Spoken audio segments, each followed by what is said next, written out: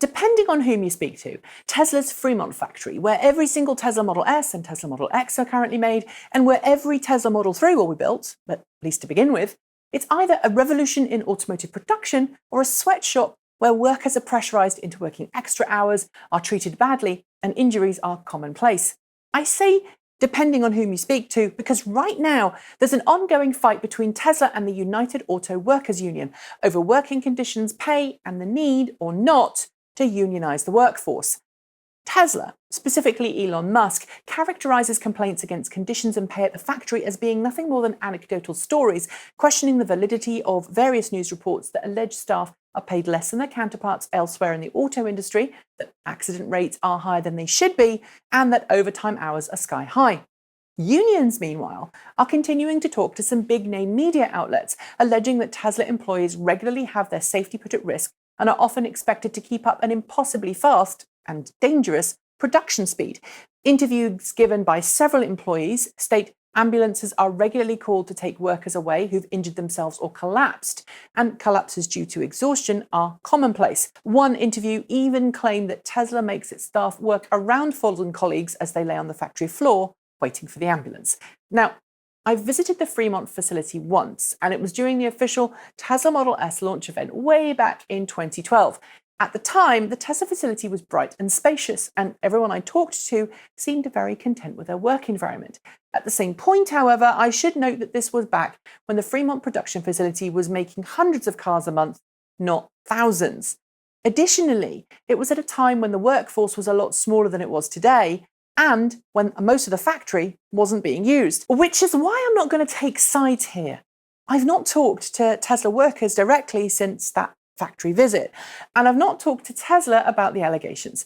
But having seen Tesla's response publicly and the response of the unions that Tesla is fighting against, it's pretty obvious here that there's no love lost between them. But it's also very interesting to note something else that may not be getting proper coverage at this point, namely the acquisition of Grohmann Engineering by Tesla late last year, and what part it might be playing in this whole debacle. You see, the German company, whose previous clients have included some of the world's largest automakers, specialize in making robotic construction equipment for the purposes of automating large swathes of vehicle construction plants.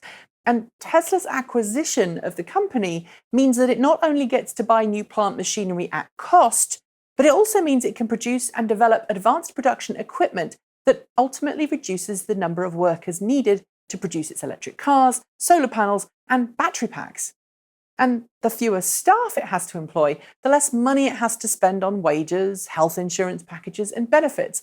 And at the moment, Tesla is compensating its workers for the lower than average salary with stock options. But as unions and critics point out, stock options won't pay the bills, although they are a nice nest egg if the company does continue to do well.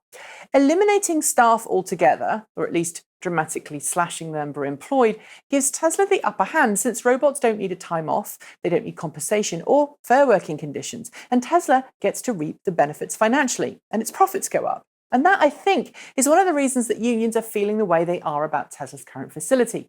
At the moment, UAW is trying to unionize the workforce, a process which could ultimately end with more representation of the workers and the kind of bargaining power that currently isn't available. That same kind of bargaining power might come in handy should Tesla follow through on its plan to automate as much of the production facility as possible. Note, of course, that this is still a theory in my head. It's not been confirmed by anyone, but I'd suggest it's certainly a plausible theory. Is Tesla mistreating its current staff? Well, I don't know. But usually in situations like this, where things have become so egregious, both sides have at least some share of the responsibility. And if you think that Tesla's not-so-secret plan to automate its production facility is somehow terrible and terrifying, think again. Every major production company is looking to do the same thing, if it hasn't already. Computers make less mistakes than humans, don't need sleep, and can run 24/7. And as I've said multiple times before, it's not about jobs going overseas, it's about jobs becoming automated, and those displaced will need to either become trained in new jobs or suffer their cheese being moved. If you haven't read Who Moved My Cheese, by the way, you should. Do you agree with my analysis? Is Tesla being fair with its employees? Should it be automating? And what will the knock-on be in the long term? Cheaper prices? Less weight? More production? Or lower quality? Leave your thoughts in the comments below. Don't forget to like, comment and subscribe. And of course, don't forget to help keep those wind turbines spinning by switching to New Zealand's only carbon zero certified renewable electricity company. That's it for today and for the week, because there's no show tomorrow. Thanks for joining me. I'm Nikki Gordon-Bloomfield, and until next time, hug a tree.